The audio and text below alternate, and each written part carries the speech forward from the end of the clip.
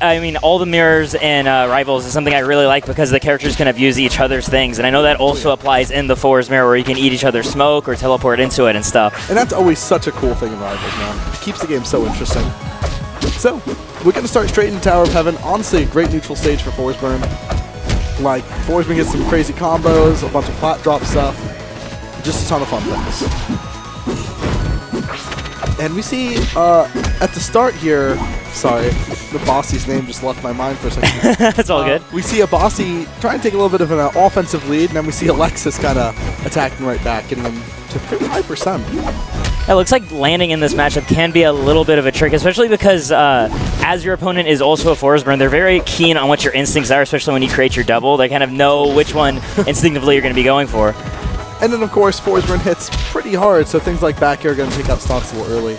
And edge guarding is going to be kind of, or the opposite, recovering is going to be kind of tricky, as Forsburn's recovery can be a little bit shaky at best at times. Especially if the opponent knows all your options.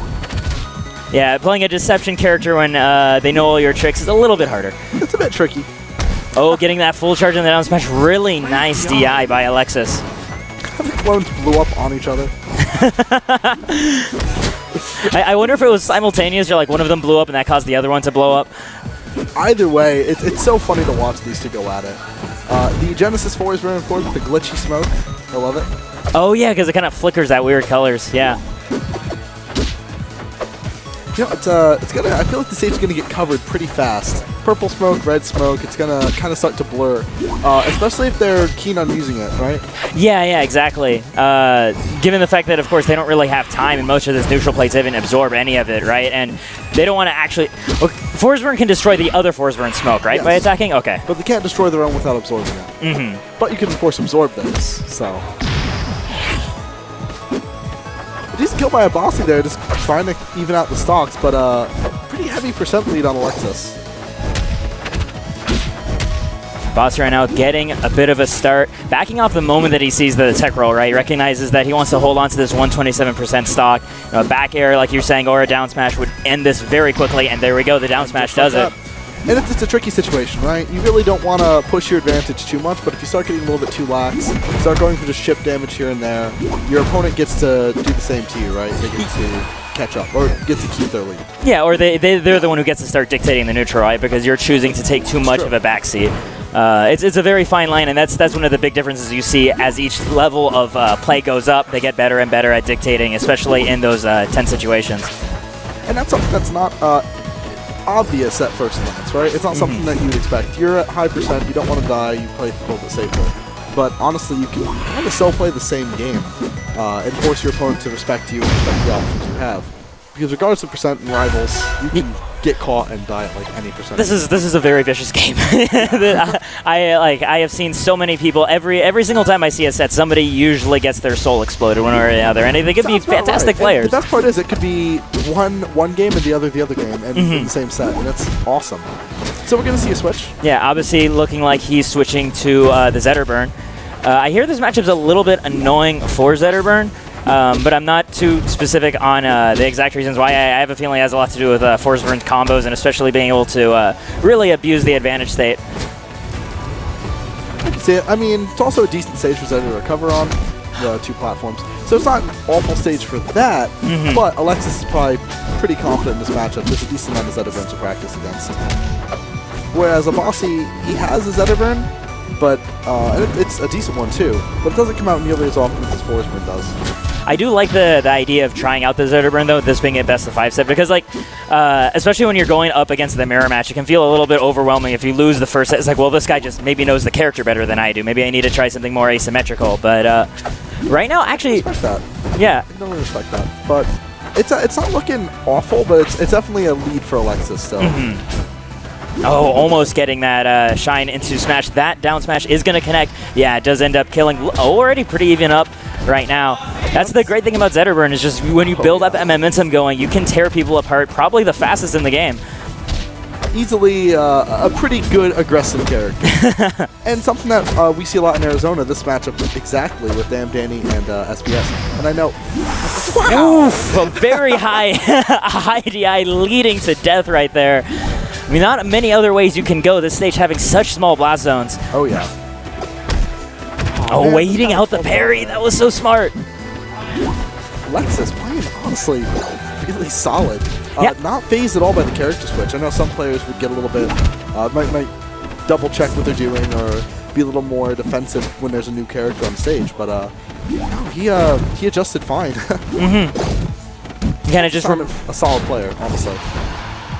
Oh, nice. Retreats back into the smoke, and the double ends up eating the edge guard instead.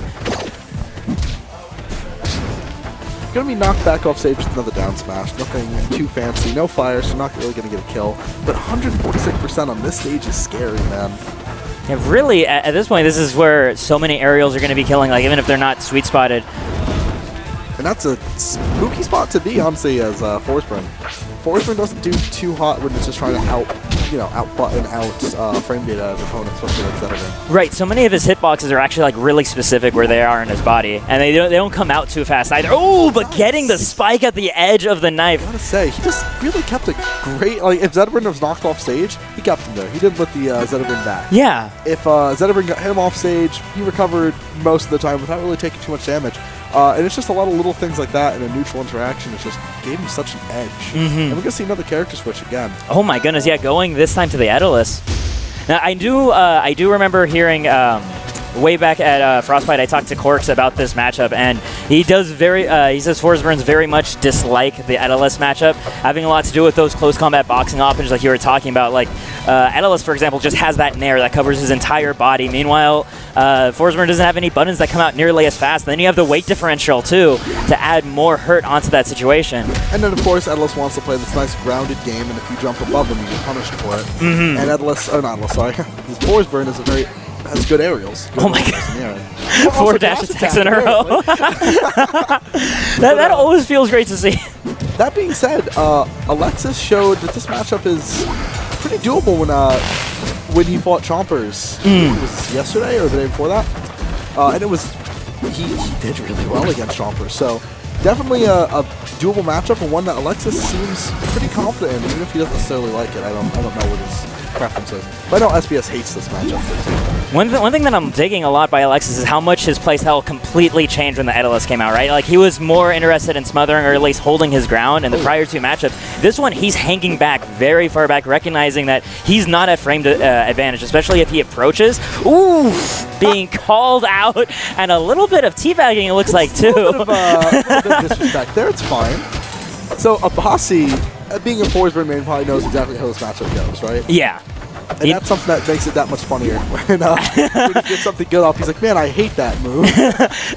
He has turned to the dark side in a way, right? He's turned to what he hates. Kind of a little Batman-y there, too, you know? What he fears most, I dig it. Polar Bear Man, it never really took off in box office. But no. But Alexis doing such a good job of just building percent and honestly taking the lead here. Yeah, a lot of it being more like nickel and dime percenting, but like, I mean, that's what you have to do in a lot of these sort of harder matchups. You have to recognize the few situations you do have an advantage in, and just try to force those and stay away from everything else. You know, I will admit I hadn't really heard of Alexis until recently, until Cold Snap. Oh, I've been living under a rock, I suppose, but he's been playing so well all day today. The thing, I've been watching him play, and it's so really good. That was pretty nice. It's super cool to see, and I'm really excited to see him continue through top 16 and get in the top 8, because he seems like it's just such a treat to watch him play, you know? That's always the fun of majors, is it's always the opportunity for like a new player to break through. And really rise, you know? Yeah. Down smash? Okay. Hey, the shards actually sent it out at a very inconvenient angle. It worked out. Yeah, it wouldn't surprise me if Abaasy knew that. It's like, okay, well, down smash is a safe option because I know it's going to send shards below me in case he tries to whiff punish it. You can see that, and also want to get rid of armor at really low percent. Oh, yeah. Comboed for days, so I can totally get that. Alexis, again, just being absolutely patient. I mean, this is especially what I like to see because he has the stock lead. I know timeouts don't really happen in Rivals, but it's still technically you have the privilege of forcing approaches. It's true, and I mean, even if it's not likely to happen, your opponent has to acknowledge that if they don't approach, that will happen. Exactly. Eventually, in 4.5 minutes, but... And especially given the tempo that we see Alexis wanting to play this entire matchup of holding back and stuff, him being at this lead seems to be exactly what he wants. No, I really like something Alexis is doing in neutral here. Alexis is staying super grounded. Really not, and we didn't see that in the last few games. We saw a lot of aerials and all that. This is what he needed for the matchup, right? But in this one, a matchup where Endless wants to have stage control the entire game, Alexis isn't giving it to him at all. Right. And it's so good. I think another big part of that, too, is Atlas is so good at covering at anti-airing space above him, right? Between his up tilt and, like, Daka's up smash as well, being able to cover all of that aerial space that you might want to come in with an approach. A little bit early there, but it's not going to cost too much. It might have cost him... Well, he would have gotten stock if he had gotten it down, I think. No matter what hitbox he had hit with. Right now, it's just the question of how to kill this golden bear. No, right? And he just got armor again, so there's another 40% you have to move your way through. 40% or a clutch parry. Or parry, that's always true. And Alexis doesn't have stage control at the moment, but, you know, right there, Abaasy kind of willingly gave it to him. He jumped up, kind of gave him back center stage, but... I think Abaasy recognizes that it looks like Alexis is getting a little bit uneasy about how to kill this bear, right? And like he's purposely air camping a little bit to try to set up situations where Alexis just gives up stage control instead because he's so tunnel vision on closing out the stock. Rather than waiting for Alexis to make any other, basically allowing Alexis to make a mistake. Exactly, yeah. But Alexis is able to close that up. That actually got really scary close. He was at 115%. He was at death percent there. Yeah, because it was a great lead before that. It was really scary because the moment he lost that stock, he started going in harder and harder for that kill, and then we saw him get nickel and